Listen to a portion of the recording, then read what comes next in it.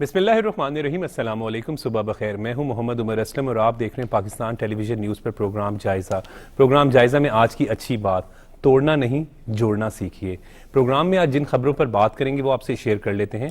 वज़ीर आज़म मियां मोहम्मद शहबाज शरीफ का दौरे बशाम, वज़ीर आज़म का चीनी इंजीनियर्स और कारकुनों से दहशतगर्दी वाक़े पर इजहार ताज़ियत, जबकि सेनेट के इंतखाबात आज होने जा रहे हैं, उस पर भी बात करेंगे। और प्रोग्राम में वज़ीर आला पंजाब मरियम नवाज़ ने जो कल पार्लिमानी पार्टी के इजलास से खिताब किया और जो उनका कहना है कि मैं पूरे पंजाब की तरक्की के लिए कोशिश हूँ, उस पर बात करेंगे। इन टॉपिक्स पर डिस्कशन के लिए स्टूडियो में मौजूद मेहमानों से आपका तारुफ करवा दें। सीनियर सहाफ़ी तज्ज़ियाकार रिजवान रज़ी साहब हमारे साथ मौजूद हैं। रिजवान रज़ी साहब, सर आपका बहुत बहुत शुक्रिया। सीनियर सहाफ़ी तज्ज़ियाकार अली मुस्लिम साहब हमारे साथ मौजूद हैं। अली साहब, आपका भी बहुत बहुत शुक्रिया।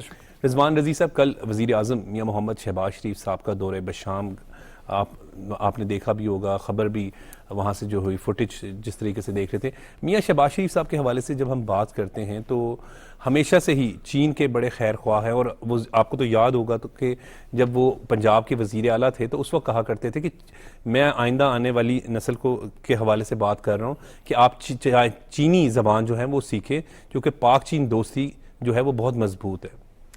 देखिए, जो हैं उन्होंने बहुत ज़्यादा कोशिश भी की है इस हवाले से ताल्लुकात को बेहतर करने की। कल की जो सबसे इम्पोर्टेंट बात थी वो ये थी कि वो जो 10 चीनी इंजीनियर्स थे, उनकी जो डेड बॉडीज़ हैं, उनके जस्ताए खाकी हैं, वो रवाना किए गए। फिर पाकिस्तान के वज़ीर आज़म चल के उस स्पॉट पे गए, दासू का जो साइट है वहाँ पे जाके उन्होंने खिताब किया, उनको यकीन दहानी करवाई। और फिर ये तरदीद भी उन कंपनियों की तरफ से जारी हुई जो पाकिस्तान के अंदर गैर जिम्मेदारा रिपोर्टर की मिसाल है कि चाइनीज़ कंपनीज़ ने सी पैक के प्रोजेक्ट्स पे काम रोक दिया है, ये भी जारी हुई। बल्कि क्लैरिफिकेशन आई कि जनाब काम के अंदर तातुल था, क्योंकि एक सिक्योरिटी ब्रीच हुआ है ना जी। तो जो लोग वहां पे काम कर रहे हैं उनकी एक दफा फिर स्कैनिंग कर ली जाए, तो इसलिए थोड़ी देर के लिए हुआ है ये, मतलब कि लंबे अरसे के लिए ये काम मुअत्तल नहीं हुआ और शुरू हो जाएगा। ये भी क्लैरिफिकेशन बहुत अच्छी, ये बहुत इंपॉर्टेंट थी, बहुत इंपॉर्टेंट थी इस क्लैरिफिकेशन का इस वक्त आना। लेकिन इसमें सबसे बड़ी बात जो थी, जो कि चाइना की जो इन्वेस्टिगेशन टीम आई हुई है और जो कि आज छप भी गई है अखबारात के अंदर, और उनको जो बताया गया है कि जो दहशतगर्द जिसने पहले हमले को मास्टरमाइंड किया था वही इस हमले का मास्टरमाइंड है और अफगानिस्तान में मुकीम है। उसकी पूरी लोकेशन, नाम बताया गया, और जो 10 से ज़ायद लोग गिरफ्तार हुए हैं, उनसे जो इन्वेस्टिगेशन हुआ है या जो इन्फॉर्मेशन आई है कि किस तरह चमन के रास्ते वो गाड़ी जो है जिसको ब्लास्ट किया गया वो आती है पाकिस्तान के अंदर, और फिर वहाँ पे ऑल द वे बशाम जाके तो वहाँ पे ब्लास्ट करती है, और कौन लोग उसे चला रहे होते हैं, पूरी इन्वेस्टिगेशन करके हमारी इंटेलिजेंस ने विद इन डेज जो थी वो उनके सामने रखी। तो मेरा ख्याल ये है कि इससे चीन का एतमाद बहाल भी हुआ है, और दूसरी तरफ जो अफगानिस्तान जो था, जो इस बात की जिम्मेदारी लेने को तैयार नहीं था, उनको भी ज़ाहिर है कि अब चाइना ने बहुत ज़्यादा इस वक्त, अगर आप देखें तो अफगानिस्तान की हुकूमत को अगर किसी मुल्क की सपोर्ट है पाकिस्तान के अलावा जिसकी बुनियाद पे वो खड़ी है मौजूदा हुकूमत, उसमें चाइना और रशिया है जी। और वो हस्बे साबक और हस्बे रवायत जो है वो देख लें, जो दोस्त उनकी मदद कर रहे हैं उन्हीं को उनसे शिकवा है जी। अगर आप मास्को ब्लास्ट को देखें तो तब भी, और अगर आप ये चाइनीज वाला देखें कि चाइना इस वक्त मेजर इन्वेस्टर है रशिया के अंदर, और चाइनीज को पाकिस्तान में टारगेट करने के जो डांडे हैं वो अफगानिस्तान में बैठे हुए लोगों से मिल रहे हैं। तो पाकिस्तान ने उनको बताया कि भाई ये देख लें, आप उनके साथ खड़े हुए। अब देखें चाइना का क्या रिस्पॉन्स होता है इसके ऊपर, लेकिन बहरहाल हमने अपनी जिम्मेदारी उस हवाले से पूरी भी कर दी। जी बिल्कुल ठीक कह रहे हैं। और जब हम बात करते हैं तो प्राइम मिनिस्टर ने भी कहा कि दहशत गर्दी के वाक़े में मुलव्वस अफराद को सख्त सजा दी जाएगी। उन्होंने कहा कि बाकायदा उनको बहुत जल्द कानून के कटहरे में लाया जाएगा, उन्हें कानून का सामना करना पड़ेगा। अगर मैं आपको यहाँ पे याद दहानी करवाता चलूं कि ये ऐसे खोखली बात नहीं है जी। لاسٹ ٹائم جب چائنیز کے اوپر اٹیک ہوا تھا جس میں 11 چینی انجینئرز اور 5 پاکستانی ان کے محافظ اور ڈرائیورز جو تھے وہ شہید ہوئے تھے، اس وقت بھی میڈیا کو تو یہی بتایا گیا تھا کہ 2 افراد گرفتار کیے گئے ہیں، جی لیکن اس وقت بھی 8 افراد گرفتار ہوئے تھے. ان کا ٹرائل ہوا تھا، 516 سال ایک ایک بندے کو سزا ہوئی تھی، ٹھیک اور اس کے بعد انہوں نے جو اپیل کی تھی ہائی کورٹ کے اندر وہ بھی مسترد ہو چکی ہے اور وہ ابھی تک جیل میں ہے. ٹھیک ہے نا. تو اس کریڈیبلٹی کی بنیاد کے اوپر پاکستان نے یہ بات کہی ہے کہ ہم نے جناب اس وقت بھی کیا تھا، ہم اب بھی کر کے دکھائیں گے.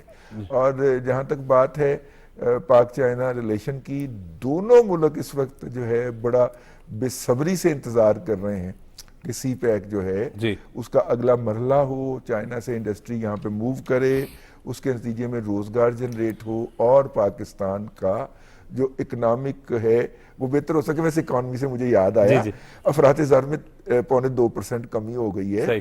پچھلے 2 مہینوں میں آپ دیکھیے کہ 29% تھی افراط زر کی شرح یعنی کہ مہنگائی، وہ پہلے سیدھی 22% پہ آئی ہے، آج 20.5% پہ. ٹھیک، یعنی بہتری آ رہی ہے، یعنی آہستہ آہستہ بہتری کی طرف کام لگنا شروع ہو گیا.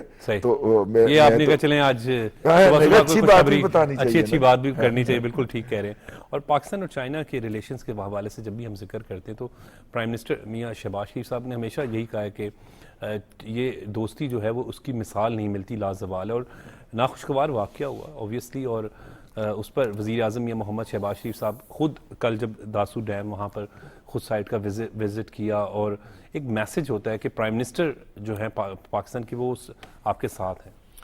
عمر صاحب بہت شکریہ. دیکھیں وزیر اعظم میاں شہباز شریف صاحب بالکل انتہائی کنسرن لگ رہے تھے، اور پہلے دن جب یہ ناخوشگوار واقعہ پیش آیا جس میں 5 چائنیز جو ہیں وہ ان کی گاڑی کو ٹکرایا گیا اور ایک پاکستانی ڈرائیور تھا وہ بھی شہید ہوا، تو فوری طور پہ وہ چائنیز جو امبیسیڈر سے اس سے ملاقات کی، چینی سفارت خانے میں پہنچے وہاں پہ، اور وہاں پہ آپ کی سارے بڑے بڑے نام تھے جو ساتھ گئے، تعزیت وفاقی وزیر اطلاعات عطاءاللہ طاہر صاحب تھے، وزیر داخلہ محسن نقوی صاحب تھے.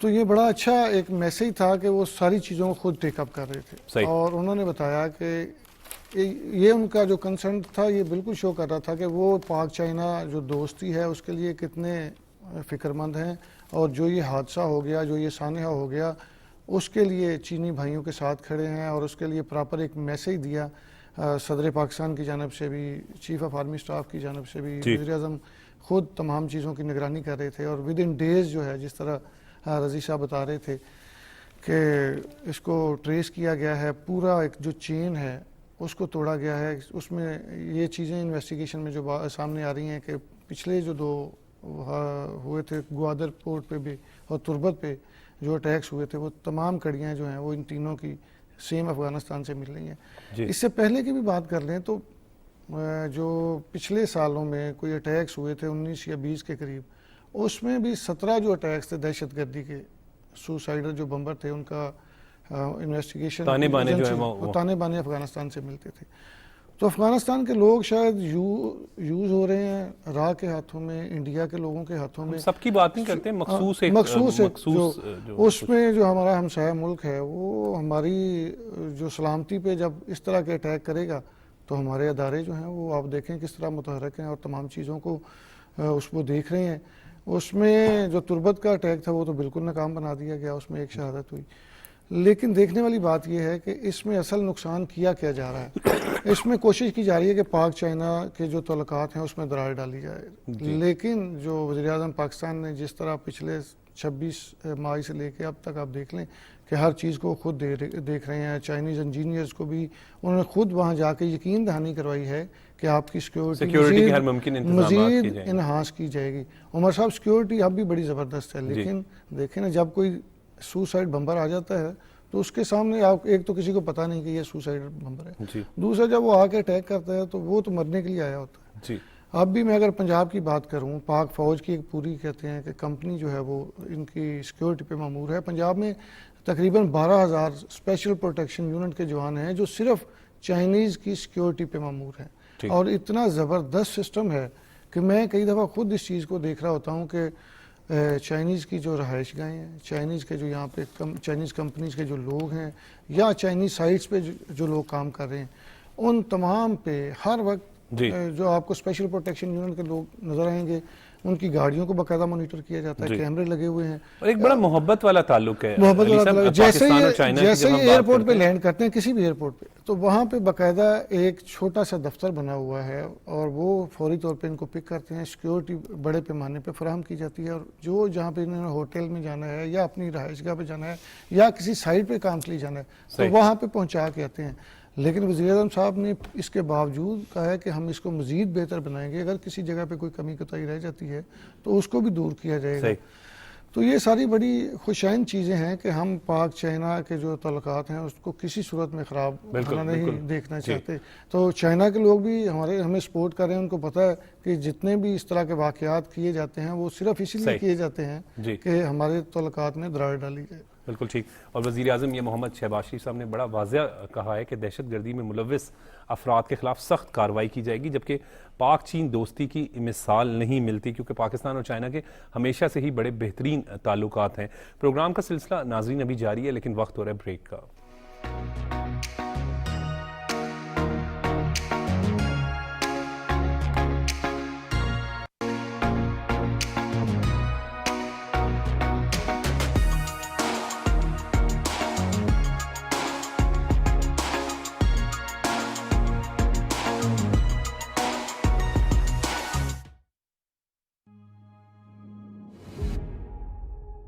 جمہوری نظم میں حقائق سیاسی ہوں یا معاشی،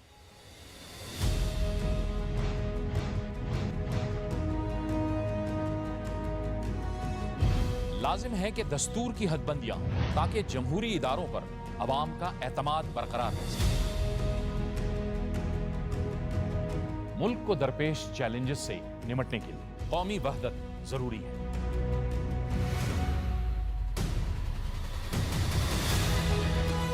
معاشی توازن، سیاسی برداشت، اختلاف رائے کی توقیر اور آئین کی بالادستی، ان تمام امور سے جڑے حقائق پرکھنے اور جاننے کے لیے دیکھیے پروگرام شاہراہ دستور شب 11:05 ہر ہفتے اور اتوار کی رات صرف پی ٹی وی نیوز پر.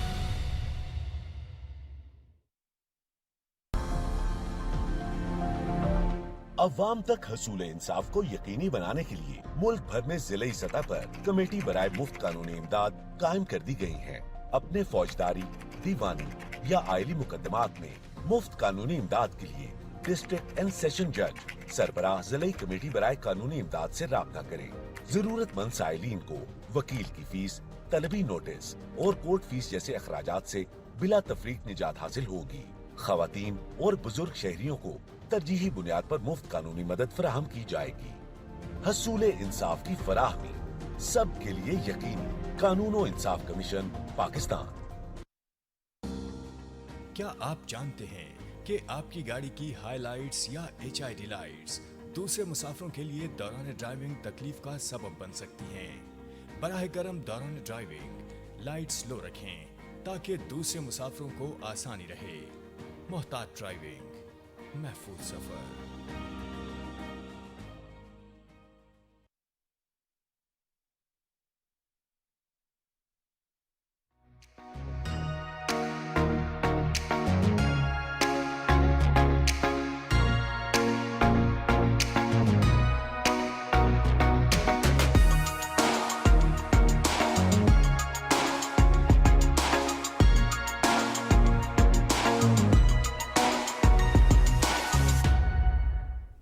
Welcome back. رضوان رضی صاحب، ہم پاک چین دوستی کی جب ہم بات کرتے ہیں تو یہ بڑی محبت والی دوستی ہے، اور پاکستانی بھی جب چین جاتے ہیں تو بڑا ایک بھرپور ویلکم کیا جاتا ہے.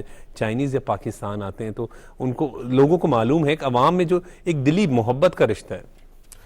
اچھا دیکھیے، میرے بچپن کی یادیں میں اگر آپ کو یاد دلاؤں تو امریکہ چین کی کسی قیادت نے پاکستان کے اندر دورے پہ آنا تھا، اور مجھے یاد ہے سڑکوں کے اوپر جو تھا وہ لوگ کھڑے ہوئے ہیں، پاکستان اور چین کی جھنڈیاں ہاتھوں میں لے کے اس وقت جی سڑکوں پہ کھڑے ہو کے ویلکم کر رہے ہیں, سڑکوں کے اوپر گھوڑوں کے ڈانس کروائے جا رہے ہیں کہ وہ چین کے صدر پاکستان آ رہے ہیں, یہ کچھ 70s کی بات ہوگی. ٹھیک ہے, تو بہت پرانی یادیں ہیں, ہر پاکستانی کی چائنا کے حوالے سے اپنی یادیں ہیں. بچپن میں ہم جو اسٹیشنری استعمال کیا کرتے تھے, وہ خوشبو والی ربڑ ایک ہوتی تھی, وہ چائنا سے آتی تھی. مطلب ہر بندے کی اپنی یادیں ہیں چائنا کے حوالے سے, پہلی بات. لیکن تھوڑا سا نا اس حوالے سے, خاص طور پہ سی پیک کے حوالے سے, چائنیز دوست جو ہیں, اچھا چائنا کی ڈپلومیسی کا خاص سٹائل ہے, وہ بہت ساری چیزیں کہتے نہیں ہیں, محسوس کرواتے ہیں. ٹھیک ہے, چائنا جو ہے اس نے ہمیں محسوس کروایا کہ وہ جس جذبے کے ساتھ سی پیک لے کے آیا تھا ہمارے پاس اور انہوں نے انویسٹمنٹ کی تھی, پاکستان کے اندر وہ جذبہ بدقسمتی سے برقرار نہیں رکھا جا سکا. لیکن چائنا نے ہمارے ساتھ جو تعلقات تھے, آپ 2018 کے دور کی بات جی اس میں فرق نہیں آنے دیا اس طرح. یہ ایک اچھے دوست کی نشانی ہوتی ہے. اس نے کہا کوئی بات نہیں, نئی حکومت آئی ہے, اس کی ترجیحات بدل گئی ہیں, لیکن ہم ساتھ کھڑے رہیں گے. اور چائنا نے, اب یہ اندازہ کیجئے کہ اس وقت تقریباً 1400 ارب روپے سے زائد کی ادائیگیاں پاکستان نے ان منصوبوں کی کرنی ہیں جو سی پیک کے تحت لگے تھے. ٹھیک ہے, اگر آج چائنا وہ ادائیگیاں ہمیں کہے کہ بھائی ہماری ادا کرو, تو پاکستان نہیں کر سکتا. نہ صرف کہ انہوں نے وہ ہمیں کال نہیں کیا, بلکہ یاد دہانی کروا دیتے ہیں کہ یار وہ ذرا کر لیں, بلکہ چائنا نے پاکستان کے اسٹیٹ بینک کے اکاؤنٹ کے اندر کافی سارے پیسے بھی, میرے خیال $3 بلین, مجھے چونکہ ایگزیکٹ اس وقت یاد نہیں آ رہا, وہ سپورٹ کے لیے الٹا مزید رکھوا دیا. یعنی ایک دوستی کی ایک اعلیٰ مثال ہے. یعنی اس کے باوجود کہ ہم نے سی پیک جو ہے اس کے ساتھ کوئی اچھا سلوک نہیں کیا 2018 کے بعد پی ٹی آئی کے دور میں, لیکن انہوں نے اپنی محبتوں کے اندر ہمارے ساتھ فرق نہیں آنے دیا. تو یہ ایک اور لیول کا ریلیشن ہے نا. اسی میں اچھا میں ایک یہاں پہ یہ بھی بتاتا چلوں, ہمارے بہت سارے طلباء کے لیے ہو جائے گا, پاکستان واحد ملک ہے کہ پاکستان کے طلباء اگر چین کی کسی یونیورسٹی کے اندر پڑھنا چاہیں, 12 سال کی تعلیم یہاں پہ کرنے کے بعد اگلی تعلیم حاصل کرنا چاہیں, تو باقی ملکوں کے کوٹے ہیں, انڈیا کا, کوریا کا, سری لنکا کا, افغانستان کے, ان کے کوٹے ہیں.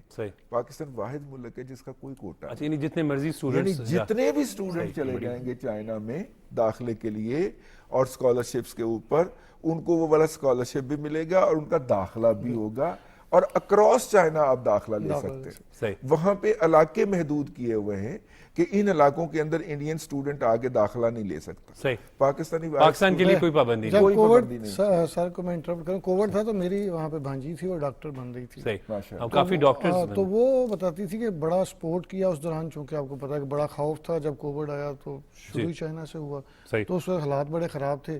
تو انہوں نے کہا کہ ہمیں باقاعدہ یہ تھا کہ ہم نماز بھی پڑھتے تھے, اذان کی بھی آواز آتی تھی, پھر ہر طرح کی پابندیوں کے باوجود ہمیں وہاں کے لوگ بڑا سپورٹ کرتے تھے, گورنمنٹ نے بڑا سپورٹ کیا, پھر یہاں پاکستان آنے تک وہ پراپرلی ہمیں فالو کرتے رہے اور ان کی ای میلز بھی آتی رہیں.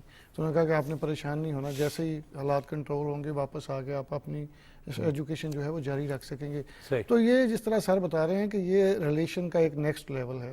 یہ ٹھیک کہہ رہے ہیں, ٹھیک ہے. دیکھیں دونوں ملکوں کی سرحدیں ساتھ ملتی ہیں, اور پچھلے کئی سالوں سے ہم دیکھ رہے ہیں کہ جس طرح ہم دہشت گردی کے کرائسس میں جا رہے ہیں, جو بحران ہم فیس کر رہے ہیں, اس میں چین نے ہمیں بہت زیادہ سپورٹ کیا. معاشی بحران کو, پھر معاشی بحران میں جس طرح سر بتا رہے تھے کہ ایکسپورٹ کے طور پہ ہمارے اسٹیٹ بینک میں $3 بلین جو ہیں وہ جمع کروائے. تو یہ چیزیں جو ہیں یہ نیکسٹ لیول کا ریلیشن ہے, یہ عام تعلقات نہیں ہیں. بالکل. تو جتنے مرضی یہاں پہ وہ جو ایسے تقریب کار لوگ ہیں جس طرح کی مرضی دہشت گردی کاروائیاں کریں, اور چائنا کے لوگوں کو پتا ہے کہ پاکستان کے لوگوں سے پاکستان کے, ہمیں بھی اس بات کا پتا ہے کہ چین کے لوگ, چین پاکستان کے مخلص دوست سے. آج سینٹ الیکشن ہو رہے ہیں, کئی سینیٹرز تو بلا مقابلہ ہو گئے ہیں, لیکن پنجاب میں جو ہے وہ اسی طریقے سے کچھ نشستوں پہ خواتین اور ٹیکنوکریٹ پہ آئی تھنک جو ہے وہ مقابلہ ہوگا. اور اسی اب 9 بجے سے اب پروسیس شروع ہو جائے گا تھوڑی دیر کے بعد ووٹنگ کا, تمام ارکان اسمبلی جو ہے وہ ووٹ کاسٹ کریں گے. کیسے دیکھ رہے ہیں؟ دیکھیے میرا خیال یہ ہے کہ یہ جو جمہوری تسلسل ہے اور پارلیمنٹ کی کنٹینیویشن ہے وہ اس کا یہ والا مرحلہ فائنل ہو جائے گا. صحیح. پہلے صوبائی اسمبلیوں کے قومی اسمبلی کے الیکشن ہو گئے 8 فروری کو. ان کے بعد پھر انہوں نے اپنے ایوان کے جو سربراہ تھے وہ منتخب کر لیے, وفاق کے اندر بھی اور صوبوں کے اندر بھی. وزرائے اعلیٰ نے بھی حلف اٹھا لیا, پرائم منسٹر نے بھی حلف اٹھا لیا. اس کے بعد پھر ان کی کابینائیں جو تھیں وہ بھی وجود میں آ گئیں. اب آخری مرحلہ یہ تھا کہ سینٹ جو پچھلے 1 ماہ سے ڈس فنکشنل پڑا ہوا ہے اس کا بھی الیکشن کروایا جائے اور اس کو دوبارہ فنکشنل کیا جائے. تو آج کے بعد پاکستان کے اندر پارلیمنٹ جو تھی اس کا وجود مکمل ہو جائے گا. ٹھیک ہے, اور یہ ایک بہت اچھی بات ہے کہ پورا امن انتقال اقتدار جو ہے. ادروائز دیکھیے دنیا کے اندر یا تو اقتدار منتقل نہیں ہوتا جہاں پہ جمہوریت نہیں ہے, اور اگر منتقل ہوتا ہے تو اس کے لیے جو ہے وہ بہت سارے ایسے مسائل ہیں جس کا ذکر نہیں کیا جا سکتا. تو یہاں پہ ایک پرامن طریقے سے ایک حکومت سے دوسری حکومت کو اقتدار منتقل ہو گیا. میرا خیال ہے کہ ہمیں دعا کرنی چاہیے کہ اسی طرح ہی ہر 5 سال کے بعد ہوتا ہے. بالکل ٹھیک ہے کہ جمہوریت ایک پروسیس چل رہا ہے. کل وزیر اعلیٰ پنجاب مریم نواز صاحبہ کافی متحرک ہیں, مختلف پروجیکٹس کا بھی افتتاح کر رہی ہیں. ان کا نظر آتا ہے کہ ہم صرف محض 1 مہینے کی پرفارمنس کو ڈسکس کرنا شروع ہو گئے ہیں. تو اس کا مطلب یہ ہے, اور ان کے پروجیکٹس ڈسکس کر رہے ہیں. تو یہ تو ہے کہ وہ اب اس وقت انہوں نے کل جو پارلیمانی پارٹی سے خطاب کیا اس میں بھی یہ کہا کہ میں پورے پنجاب کی میں جو ہے وہ چاہتی ہوں کہ ترقی کرے. اچھا دیکھیے, مریم نواز شریف صاحبہ جو ہیں یہ ایسا ایک جسے کہنا چاہیے کہ میاں نواز شریف کی سیاست کا یا پی ایم ایل این کی سیاست کا ترب کا پتہ ہے جس کو ان کے مخالفین نے یا ناقدین نے اینٹیسپیٹ نہیں کیا ہوا تھا. جی, وہ 3-4 دن سے ایک کیمپین چل رہی ہے کہ مریم نواز شریف صاحبہ جو ہیں وہ ہیلی کاپٹر جو حالانکہ وہ تو پروٹوکول کے خلاف, میں عرض کر رہا ہوں کہ ہیلی کاپٹر خریدنے جا رہی. اچھا, جب بندہ خبر پڑھتا ہے تو ظاہر جرنلسٹ کے طور پہ اس خبر کے پیچھے چلتا ہے کہ اچھا یہ خبر کیا ہوگی. تو جب آپ پیچھے چلتے ہیں تو پتہ چلتا ہے کہ بھائی انہوں نے وہ والا ہیلی کاپٹر جو پچھلے وزیر اعلیٰ نے خرید کے اپنے لیے مخصوص کیا ہوا تھا, وہ بھی مریضوں کو پچھلے وزیر اعلیٰ, ٹھیک ہے, اس وقت عثمان بزدار بھی تھے, پرویز الہی بھی تھے. ہاں نہیں, عثمان صاحب میرے خیال پرویز الہی صاحب نے ایمرجنسی میں خریدا تھا, اور ان کی ایمرجنسی سب جانتے ہیں کہ کس طرح کی ایمرجنسی ہیں. تو وہ انہوں نے مریضوں کو دور دراز علاقوں سے ہسپتال منتقل کرنے کے لیے مخصوص کر دیا ہے. اور مریم نواز صاحب جی اور اسی انیشیٹو کے لیے ایک مزید ہیلی کاپٹر بھی خریدا جا رہا ہے.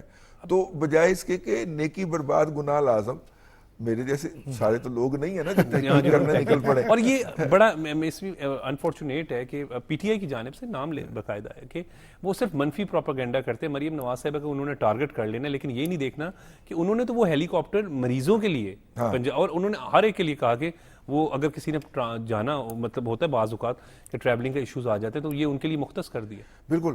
اچھا, نہ صرف کہ مختص کر دیا بلکہ نیا ہیلی کاپٹر جو آ رہا ہے وہ بھی اسی کام کے لیے مختص ہوگا. ٹھیک ہے, وہ ان کو لانے جانے کے لیے نہیں ہوگا. جس طرح آپ دیکھیے نا 1 ارب روپے سے پرائم منسٹر ہاؤس سے اپنے گھر اور گھر سے پرائم منسٹر ہاؤس آپ نے خرچ کر دیا, پی ٹی آئی کرتے اور ابھی صرف اس کا فیول کی بات ہو رہی ہے. وہ اس ہیلی کاپٹر کے ویئرز اینڈ ٹیئرز کی بات نہیں ہو رہی. ٹھیک ہے سر. اب اسی طرح آپ دیکھیے باقی شعبوں کے اندر جو انیشیٹیوز ہیں اور جو چیزیں ہیں, یہ وہ سرپرائز ہے جو پی ایم ایل این نے اپنے سیاسی مخالفین کو دیا ہے. اور خصوصاً صاف ستھرا پنجاب بڑا اچھا پروجیکٹ, اور مزے کی بات یہ ہے کہ صاف ستھرا پنجاب پہ کوئی اضافی بجٹ بھی نہیں لگا, کوئی اضافی پیسے نہیں لگے. ایگزسٹنگ ٹیم نے صرف کام کیا ہے, یوٹیلائز بہتر طریقے سے یوٹیلائزیشن کی گئی ہے ایگزسٹنگ ٹیم کی.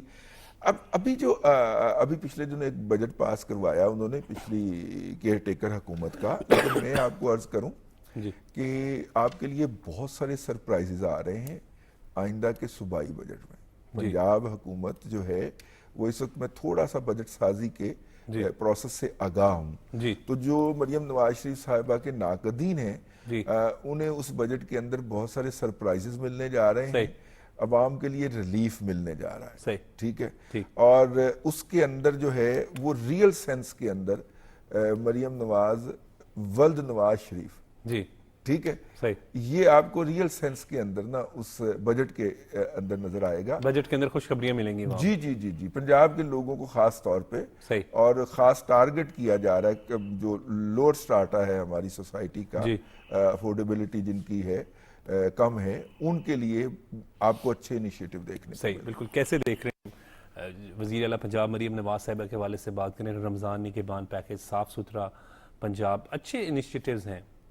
ہاں عمر صاحب دیکھیں کہ پی ٹی آئی کو تو اس لیے چیزیں اچھی نہیں لگیں گی کہ ان کیونکہ کام ہو رہا ہے, عوام کی خدمت ہو رہی ہے. کام تو ہو رہا ہے, ان کو کوئی بندہ وہ ملا ہے جو سوشل میڈیا پہ ان کی ٹکر کا ہے. پہلے تو ان کو سوشل میڈیا پہ کوئی جواب ہی نہیں دیتا تھا, لیکن ہم نے دیکھا کہ مریم نواز صاحبہ پچھلے 2-3 سال سے جب سے وہ پراپر ایکٹیو ہوئی کہ ان کی پارٹی کے خلاف ایک بہت بڑا بیانیہ بنا دیا گیا, اور پھر انہوں نے جلسے کیے, پھر انہوں نے سوشل میڈیا پہ آ کے اینٹیسپیشن شروع کی, تو اس کے بعد پی ٹی آئی کو بڑی بری لگتی تھی, چونکہ ان کو یہ بات بڑی ہضم نہیں ہوتی تھی کہ کوئی ان کے مقابلے میں آگے کھڑا ہو گیا سوشل میڈیا پہ. ایک تو میں آپ کو یہ بتاؤں کہ سوشل میڈیا پہ وہ اپنی تمام ایکٹیویٹی کو بھرپور طریقے سے سامنے بھی لائیں گی, اور اس کا فائدہ بھی ہوگا, چونکہ جس طرح نوجوان نسل کی ذہن سازی کی گئی ہے اس کو ٹھیک کرنے کے لیے آپ کو بہت زیادہ محنت کی ضرورت ہے.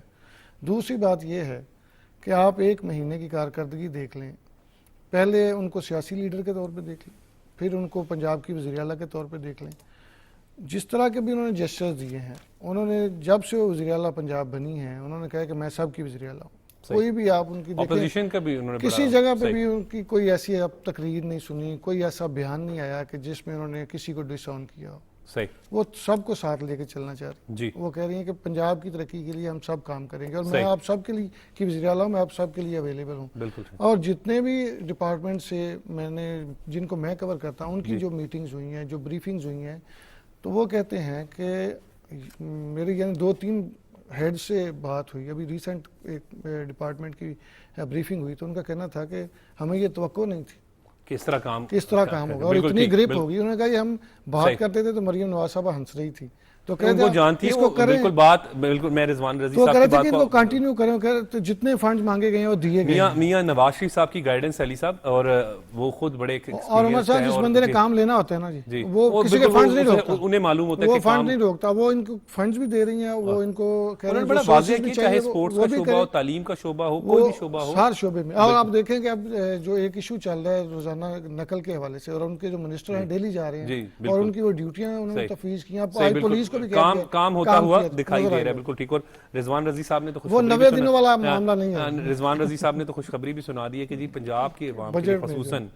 جو ہے وہ خوشخبریاں ہوں گی, اور وفاق کے میں بھی اگر وزیر اعظم شہباز صاحب کا ذکر کیا جائے تو وہ بھی کافی, میں نے بجٹ سازی کے حوالے سے بجٹ سازی کے حوالے سے جو ہے. جی بالکل. تو یہ بہت بہت شکریہ. ٹائم اس سیگمنٹ کا ختم ہو رہا ہے. رضوان رضی صاحب آپ کا آپ نے اپنا قیمتی وقت دیا, بہت بہت شکریہ. علی مسلم صاحب آپ نے اپنا قیمتی وقت دیا. ناظرین وقت ہو رہا ہے بریک کا, کیونکہ رمضان المبارک ہیں اور اب چند روزے ہی رہ گئے ہیں, تو اس پر اس کے رمضان المبارک کے فضائل پر بات کرنے کے لیے ہمارے ساتھ پروفیسر ریاض احمد صاحب موجود ہوں گے, لیکن بریک کے بعد.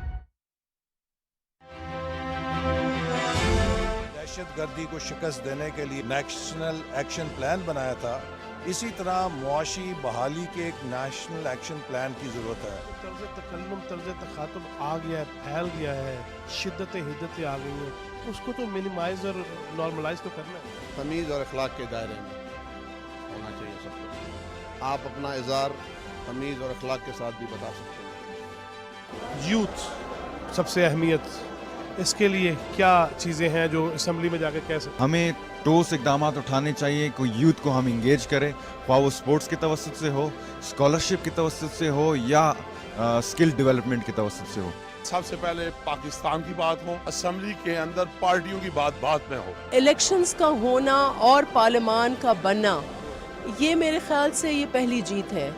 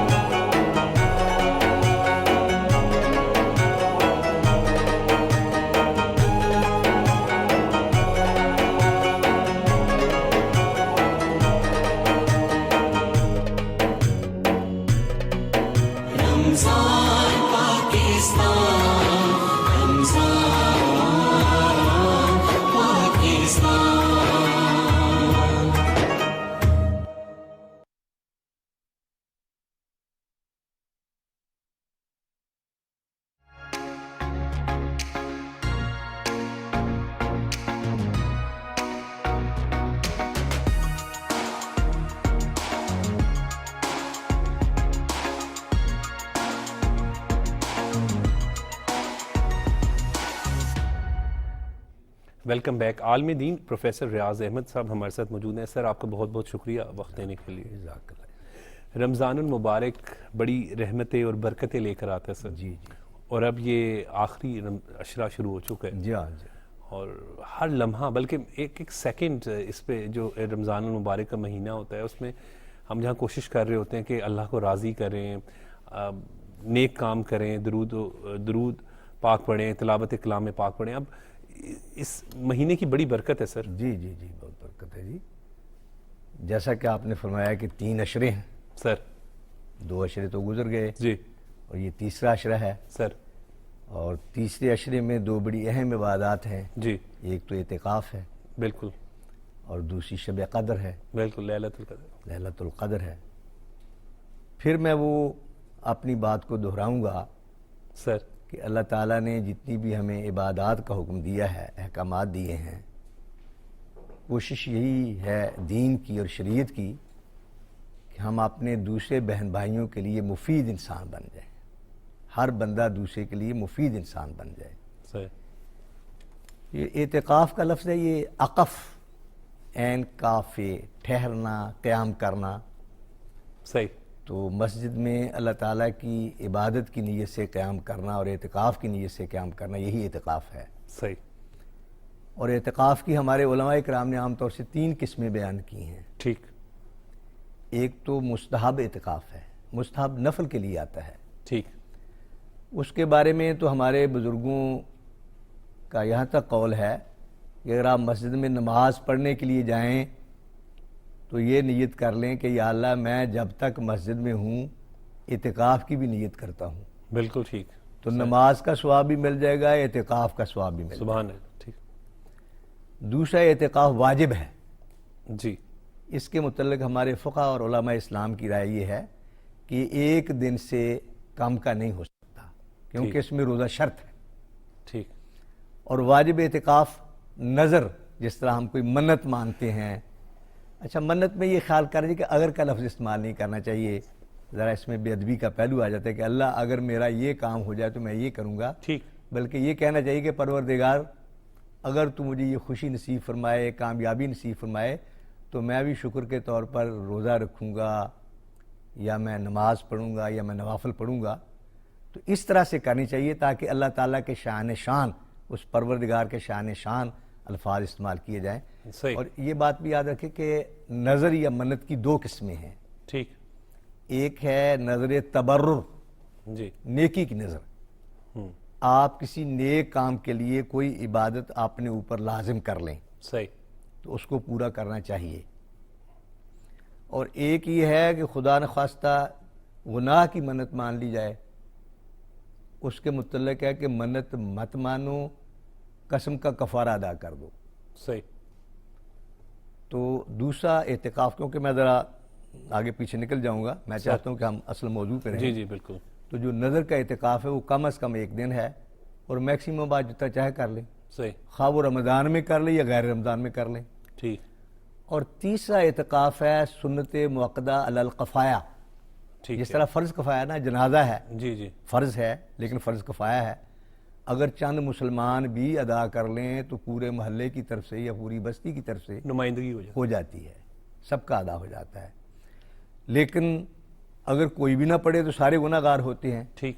اسی طرح محلے کی مسجد میں, علاقے کی مسجد میں اگر ایک آدمی بھی اعتکاف پر بیٹھ جائے تو سب کی طرف سے سنت مؤکدہ ادا ہو جاتی ہے. ٹھیک. اگر کوئی بھی نہ بیٹھے تو پھر پورا معاشرہ گناہ گار ہوتا ہے. صحیح. اور یہ جو رمضان کا اعتکاف ہے یہ شروع ہوتا ہے 21ویں رات سے. صحیح. 20ویں روزے مغرب کے بعد لوگ اپنے خیمے میں داخل ہو جاتے ہیں یا اعتکاف کی جگہ پہ بیٹھ جاتے ہیں, اور چاند دیکھنے کے بعد حکم ہے کہ باہر آ جائیں, وہ باہر آ جاتے ہیں. پھر میں آپ سے جیسے عرض کر رہا تھا کہ یہ عبادت بھی یہ تھوڑی سی رمضان سے بڑھ کر پابندیاں لگ جاتی ہیں. رمضان میں ہم کھانے پینے سے پرہیز کرتے تھے, غیبت سے, چغلی سے. اب ہمیں یہ پابندی لگ گئی کہ ہم بلا ضرورت مسجد سے باہر قدم رکھیں گے تو ہمارا اعتکاف فاسد ہو جائے گا, اعتکاف ختم ہو جائے گا. لیکن پھر بھی ان پابندیوں کا مقصد ہمیں اللہ تعالیٰ نے بندوں کی خدمت کے لیے تیار کرنے کے لیے فرمایا ہے. میں ایک واقعہ کر کے آپ کو تھوڑا سا موقع دوں گا کہ آپ تھوڑا سا بات نہیں میں بھی آپ سے رہنمائی لے رہا ہوں. وہ یہ کہ حضرت ابن عباس رضی اللہ تعالی عنہما مسجد نبوی میں اعتکاف فرما رہے تھے. جی. سب سے افضل اعتکاف مسجد الحرام کا اعتکاف ہے. مسجد الحرام ٹھیک. دوسرے مسجد نبوی کا دوسرے نمبر پر ٹھیک. اور تیسرے بیت المقدس کا. اچھا صحیح. چوتھے اس مسجد کا یہاں جمعہ بھی ہوتی ہے اور جماعت بھی ہوتی ہے. ٹھیک. اور پانچواں وہاں پر یہاں پر کم از کم جماعت ہوتی ہے. ٹھیک ہے. بلکہ امام ابو حنیفہ کے شاگرد امام محمد اور امام ابو یوسف کہتے ہیں بھی کوئی بھی مسجد ہو صحیح وہاں پر اعتکاف ہو سکتا ہے. صحیح. ٹھیک. تو بہرحال ہم اعتکاف اگر فرض کیجئے کسی ایسی مسجد میں کرتے ہیں یہاں 5 وقت نماز باجماعت ہوتی ہے, جمعہ نہیں ہوتا, تو ہمیں یہ اجازت ہے کہ ہم اپنا معتکف چھوڑ کر ہم جمعہ پڑھنے کے لیے جامع مسجد میں جا سکتے ہیں.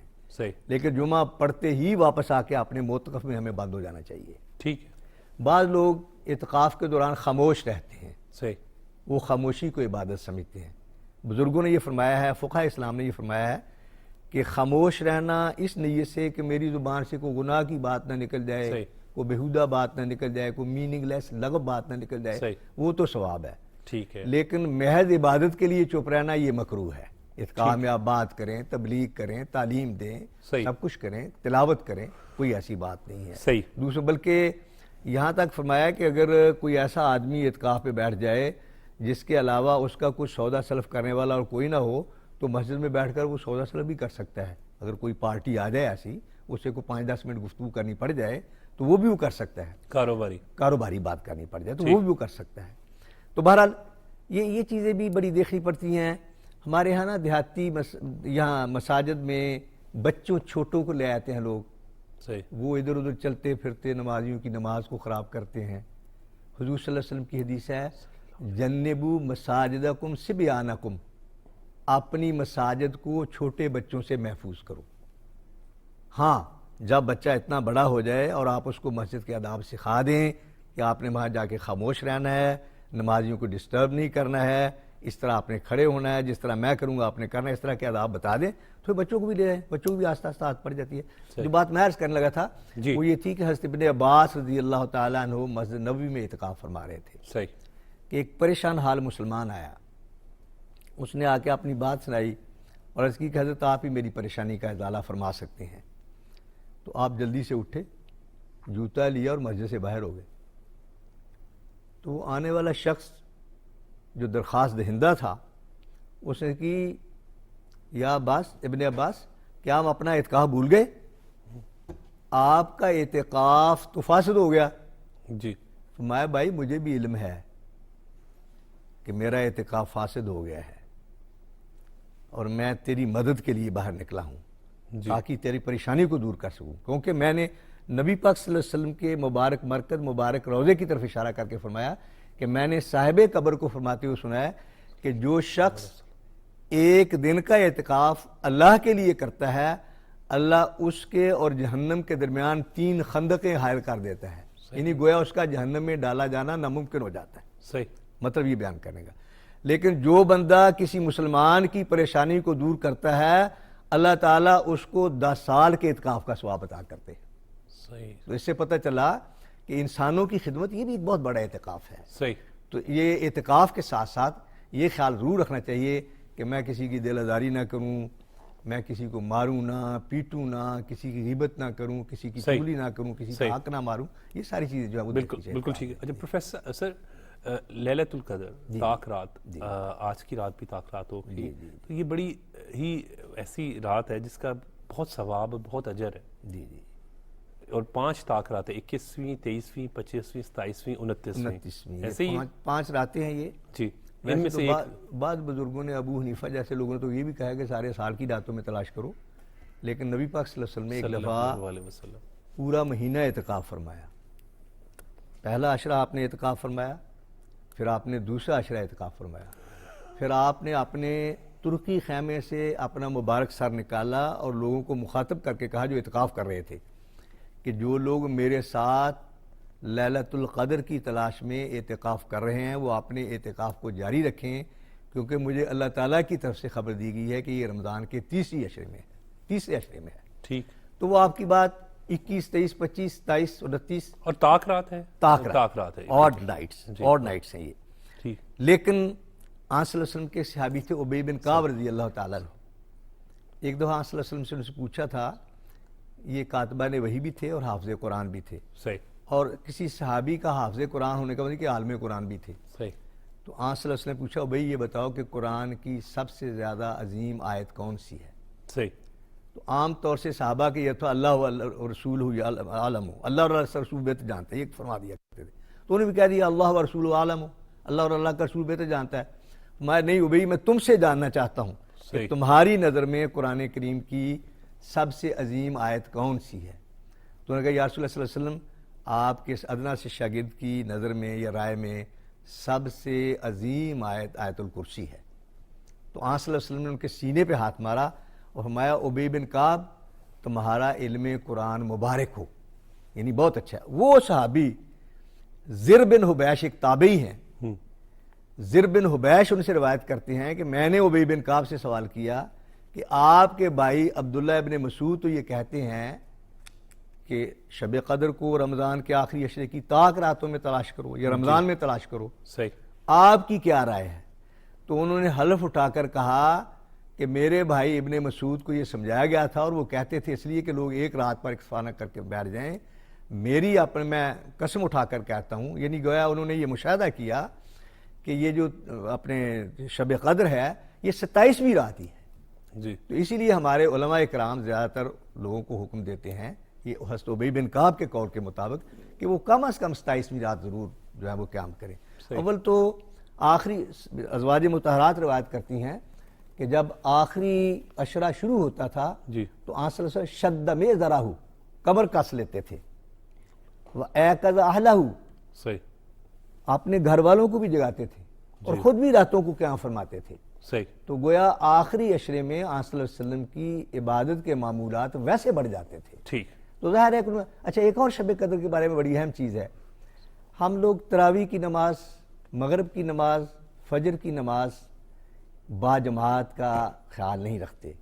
تراویح کی نماز میں نے ہم سے دیکھا کہ لوگ چند تراویح پڑھ کے بھاگ جاتے ہیں، کوئی 4 پڑھ کے بھاگ جاتا ہے، کوئی 8 پڑھ کے بھاگ جاتا ہے. حالانکہ ہمارے جو دوست احباب علماء کرام 8 تراویح کے قائل ہیں، ان کی میں یہ صلاح الدین یوسف صاحب ہیں، ان کی کتاب ہے احسن البیان جی قرآن کے بارے میں تفسیر ہے. سعودی عرب میں کافی وہ تفسیریں شفوا کے تقسیم کی ہیں حاجیوں میں اور عمرہ زائرین میں. اس میں وہ لکھتے ہیں آیت نمبر 183 سورہ البقرہ جو میں نے پہلے دن آپ کو ریفر کی تھی جس میں رمضان کی فرضیت کا ذکر ہے، اس میں وہ فرماتے ہیں کہ 20 ہی پڑھ لینی چاہیے، چلو 12 نوافل ہی صحیح، اور ہر نفل کا ثواب فرضوں کا مل جائے گا. جی. اسی طرح مولانا صادق سیالکوٹی ہیں، ان کی بھی رائے 8 کی، لیکن وہ بھی اپنی کتاب صلاۃ الرسول میں لکھتے ہیں کہ 20 پڑھ لو 12 نوافل ہو جائیں گے اور نوافل کا ثواب فرضوں کا مل جائے گا. صحیح. تو اس لیے کوشش کرنی چاہیے. تو عام طور سے ہمارے ہاں لوگ آن صلی اللہ علیہ وسلم کی حدیث ہے کہ جس بندے نے عشاء اور فجر کی نماز با جماعت پڑھی اس نے شب قدر کا بہت بڑا حصہ پا لیا. تو ہمیں حضرت عثمان غنی رضی اللہ تعالیٰ عنہ سے روایت ہے کہ نبی پاک صلی اللہ علیہ وسلم نے ارشاد فرمایا جو بندہ عشاء کی نماز با جماعت پڑھتا ہے اللہ تعالیٰ اس کو نصف شب کی عبادت کا ثواب عطا فرماتے ہیں. ٹھیک. اور جو بندہ فجر کی نماز با جماعت پڑھتا ہے اللہ تعالیٰ اس کو پوری رات کی عبادت کا ثواب عطا فرماتے ہیں. صحیح. تو اس سے پتہ چلا کہ جو بندہ رمضان کی تمام نمازوں میں فجر کی نماز با جماعت پڑھتا ہے وہ شب قدر پا لیتا ہے. صحیح. تو اس لیے ہمیں رمضان میں چلو جتنے دن رہ گئے ہیں وہی صحیح، ہمیں فجر کی نماز اور عشاء کی نماز با جماعت پڑھنے کی کوشش کرنی چاہیے. باقی یہ کہ لا یکلف اللہ نفسا الا وسعها، آپ شریعت کو لے لیں، اسلامک لا ہے، اسلامی قانون میں یہ مرتب کرتے ہوئے قرآن نے 3 باتوں کا لحاظ کیا ہے. قلت تکلیف، کہ کم سے کم مکلف کو تکلیف شرعی فقہ کی زبان میں حکم کو کہتے ہیں کہ کم سے کم ایسے احکامات دیے جائیں جس سے جو فالوور ہیں جو مکلف ہیں ان کو کم سے کم تکلیف اور زیادہ سے زیادہ ثواب ملے. دوسری عدم حرج، کہ اس پہ کوئی تنگی نہ آئے. صحیح. اور تیسری چیز ہے تدریج، ٹھیک، کہ اس کو آہستہ آہستہ یہ تربیت کے جو اصول ہیں ان کو نافذ کیا جائے. یکنا بوجھ آن صلی اللہ علیہ وسلم نے خود 23 سال میں اسلام کو نافذ کیا، 23 دنوں میں نافذ نہیں کیا. صحیح. اور اگر آپ نماز دیکھیں، روزہ دیکھیں، اب یہ بات بہت لمبی ہو جائے گی، جی میں ادھر نہیں جانا چاہتا. صحیح. روزہ ہی آپ دیکھیں تو اس میں کیا چیز تھی، پہلے عاشورہ کا روزہ لوگ رکھتے تھے یا ایام 20 کے روزے رکھتے تھے، پھر ماہ رمضان کے فرض ہو گئے، اس میں سحری نہیں کھاتے تھے، پھر آپ نے سحری کا حکم دیا اور آپ نے ارشاد فرمایا کہ تہجد کی نماز پڑھنے کے لیے دوپہر کو قیلولہ کیا کرو اور روزے کی مشقتوں کو برداشت کرنے کے لیے سحری ضرور کھایا کرو. صحیح. وَصُومُوا أَن تَصِحُوا، لیکن روزہ ضرور رکھو تاکہ تم صحت مند رہو. پھر وہی بات آ گئی. اور انسانی صحت پہ بڑا فرق پڑتا ہے کہ جب ہم ایک سال کے اندر 1 مہینہ روزہ رکھتے ہیں تو یہ میڈیکلی جو میں ایک جگہ ریسرچ پڑھ رہا تھا کہ اس کا بڑا صحت پر جو ہے فائدہ ہے. ڈاکٹر میں نے آپ سے عرض کیا تھا ڈاکٹر جوفرے کی رائے، فرینچ ڈاکٹر ہیں، کہ انسان کو صحت مند رہنے کے لیے 42 روزے ضرور رکھنے چاہیے. بلکہ ڈاکٹر حمید اللہ صاحب کی تحقیق ہے کہ روزے صرف انسان ہی نہیں رکھتا، پرندے اور چرندے بھی رکھتے ہیں. انہوں نے مثال دی ہے ہائبرنیشن کی. یہ جو ہمارے پہاڑی علاقوں میں جانور، یہاں 6 مہینے کا دن قطبین کا علاقہ ہے اور 6 مہینے کی رات ہے، اس کے بعد جانور جب نکلتے ہیں نئے پرندے، ان کے نئے پر اگتے ہیں، نئی پرواز ہوتی ہے، نیا نشاط ہوتا ہے، تو وہ کہتے ہیں کہ انسان ہی نہیں پرندے بھی روزہ رکھتے ہیں. صحیح. اور بلکہ جس طرح کھانا پینا اس سے رک جانا اس کو ہم روزے کا اطلاق کرتے ہیں، جن لوگوں نے عربی لٹریچر میں صوم کے مفہوم کو متعین کیا ہے ان کا یہی کہنا ہے کہ عرب لوگ گھوڑوں کو تربیت دینے کے لیے ان کو بھوکا رکھتے تھے، پیاسا رکھتے تھے، اس پر بھی وہ صوم کے لفظ کا اطلاق کرتے تھے. تو اسی طرح انسانوں کی تربیت کے لیے، ان کو فزیکلی فٹ رکھنے کے لیے یہ اسلام نے یا دین نے یہ کوشش کی ہے کہ اس کو نماز بھی پڑھائی جائے، اس کو روزہ بھی رکھوایا جائے یا دیگر عبادات کا اہتمام. اب آپ نماز دیکھ لیں کہ نماز آپ کھڑے ہیں تو آپ کی نظر کی تربیت بھی ہو رہی ہے، سجدے میں ہیں تو آپ کی نگاہ کی ایکسرسائز، دائیں بائیں آپ سلام پھیر رہے ہیں تو آپ کی گردن کی ایکسرسائز ہو رہی ہے، بازو باندھ رہے ہیں تو بازو، یعنی گویا پورا جسم کا ہر اعضاء حرکت کرتا ہے، تو ہر عضو جو ہے اس کی ورزش ہوتی ہے. بالکل ٹھیک. بہت بہت شکریہ پروفیسر ریاض صاحب، آپ نے اپنا قیمتی وقت اور بڑی خوبصورت باتیں بتا رہے تھے. ناظرین، آج کے پروگرام میں وزیر اعظم میاں محمد شہباز شریف کا دورہ بشام پر گفتگو کی گئی. سینٹ کے انتخابات آج ہو رہے ہیں، اس پر بھی بات کی گئی، جبکہ وزیر اعلیٰ پنجاب مریم نواز صاحبہ کے حوالے سے بھی جو انہوں نے اجلاس کی صدارت کی تھی کل، اس پر بھی بات کی گئی. اور پروگرام کے آخر میں جو ہے وہ رمضان کے فضائل کے حوالے سے پروفیسر ریاض صاحب کے ساتھ ہم نے گفتگو کی. بس یہی کہیں گے آخری روزے ہیں اب تو، کیونکہ وقت بڑی تیزی سے گزر رہا ہے. رمضان المبارک کی ایک لمحہ، ایک سیکنڈ بڑا امپورٹنٹ ہوتا ہے، تو بس زیادہ سے زیادہ عبادت میں یہ وقت گزاریں، اللہ تعالیٰ کو راضی کریں. مجھے اجازت دیں، دیکھتے رہیں پاکستان ٹیلی ویژن نیوز.